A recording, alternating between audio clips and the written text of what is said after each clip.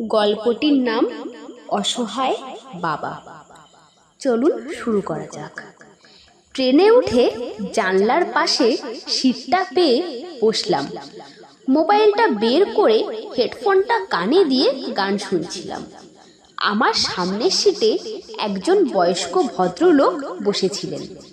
দুপুরের সময় ট্রেনে যাত্রী খুব কমই ছিল। হঠাৎ টিকিট চেক করতে আসতে দেখে বয়স্ক ভদ্রলোকটি বেশ ভয় পেয়ে গেলেন। তার হাবভাব দেখে আমি জিজ্ঞাসা করলাম, কি টিকিট কাটা হয়নি নাকি আপনার?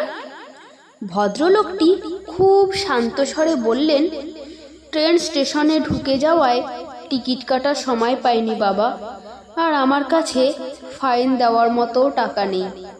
আমি তাকে অভয় দিয়ে বললাম, চিন্তা করবেন না, ফাইনের টাকাটা আমি দিয়ে দেব। আমার কথা শুনে তিনি খুবই আনন্দিত হলেন। কিন্তু টিটিকে দেখলাম কোনো কারণবশত আমাদের কাছে টিকিট চেক করতে না এসে পরের স্টেশনে নেমে পড়ল। যাই হোক, আমি তাকে জিজ্ঞাসা করলাম, কোথায় যাবেন? বয়স্ক ভদ্রলোকটি যেন একটু ভাবনায় পড়ে গেলেন। তারপর বললেন, হাওড়া যাব ভেবেছিলাম, কিন্তু এবার ভাবছি বাঁকুড়া যাব। তার কথা শুনে আমি একটু অবাকই হলাম। তিনি বললেন, জানো বাবা, আমার নাম বীরেন মণ্ডল। আমি একটা কোম্পানিতে কাজ করতাম।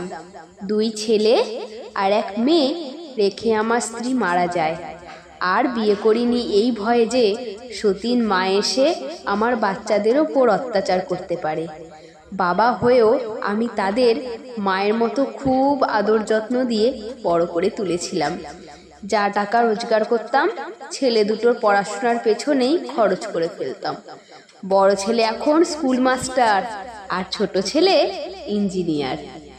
মেয়েটাও আমার পড়াশোনায় অনেক ভালো ছিল, কিন্তু 3 জনার পড়ার খরচ চালাতে পারছিলাম না বলে মেয়েকে উচ্চ মাধ্যমিক পাশ করিয়ে বিয়ে দিয়ে দিলাম। বড় ছেলে দাঁতনে থাকে আর ছোট ছেলে থাকে হাওড়াতে। আমি বললাম, তাহলে আপনি ছোট ছেলের কাছে যাবেন?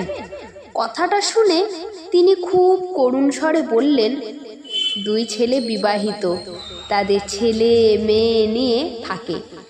আমাকে তারা ভাগ করে নিয়েছে বাবা। আমি অবাক হয়ে জিজ্ঞাসা করলাম, ভাগ করে নিয়েছে মানে? মাসে 15 দিন বড় ছেলে আর 15 দিন ছোট ছেলের বাড়িতে থাকি। তারা ভাগ করেই বৃদ্ধ বাবার প্রতি ছেলে হওয়ার দায়িত্ব পালন করছে। যে ছোট ছেলের বাড়িতে ছিলাম, শরীরটা খুব খারাপ ছিল, কিন্তু 15 দিন হয়ে গিয়েছিল।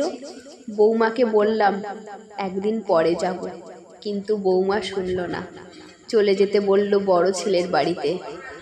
তা না হলে আর খাবার মিলবে না। যে অসুস্থ শরীর নিয়েই আমি বড় ছেলের বাড়িতে এসে দেখি দরজায় তালা ঝোলানো। তারা জানে আমি আসব, তবুও কোথাও বেড়াতে চলে গিয়েছে পরিবার নিয়ে। আসলে তারা কেউই এই অসুস্থ বুড়োটার দেখভাল করার দায়িত্ব নিতে চায় না। কথাগুলো বলতে বলতে বীরেনবাবুর চোখ দিয়ে জল গড়িয়ে পড়ছিল। আমি তাকে সান্ত্বনা দেওয়ার মতো ভাষা খুঁজে পাচ্ছিলাম না। তিনি কাঁদতে কাঁদতে দুঃখ প্রকাশ করে বললেন, ছেলে দুটোর পরিবর্তে মেয়েটাকে যদি উচ্চশিক্ষায় শিক্ষিত করতাম তাহলে খুব ভালো হতো জানো। মেয়ে বাঁকুড়াতে থাকে, জামাইয়ের একটা ভুসিমাল দোকান আছে, আর্থিক অবস্থা ভালো নয়। মেয়ে আমার অঙ্গনওয়াড়িতে একটা কাজ করে। অনেকবার ডেকেছে, বাবা তুমি আমাদের বাড়িতে এসে থাকো। ছেলে থাকতে মেয়ের বাড়িতে গিয়ে থাকা সমাজ ভালো চোখে দেখে না। যে তবুও মেয়ের বাড়িতেই যাব ভাবছি। আমার কাছে ভালো খাওয়া দাওয়ার চেয়ে একটু ভালোবাসাই অনেক বেশি মূল্যবান। মেয়ের কাছে গিয়ে তার কাছে ক্ষমা চাইব প্রথমে। তার ভাইদের পড়াশোনার খরচ চালানোর জন্য তার পড়াশোনা বন্ধ করে দিয়ে তার জীবনের স্বপ্নগুলো ধ্বংস করে দিয়েছি। তখন ভাবতাম, মেয়েরা তো বিয়ে হয়ে শ্বশুর বাড়ি চলে যাবে, বুড়ো বয়সে দেখাশোনা তো ছেলেরাই করবে। তাই মেয়েকে আর পড়াশোনা পড়ালাম না, তার স্বপ্নগুলো ধ্বংস করে দিয়েছিলাম। বীরেনবাবুর কথাগুলো শুনে খুব কষ্ট হচ্ছিল। মনে মনে বললাম, বাবা মায়ের দায়িত্ব ছেলে মেয়ে যতদিন সমানভাবে বহন করতে শিখবে, ততদিন হয়তো সমাজে নিজেদের ছেলে মেয়ের প্রতি বাবা মায়ের ধারণা বীরেনবাবুর মতোই হয়ে থাকবে।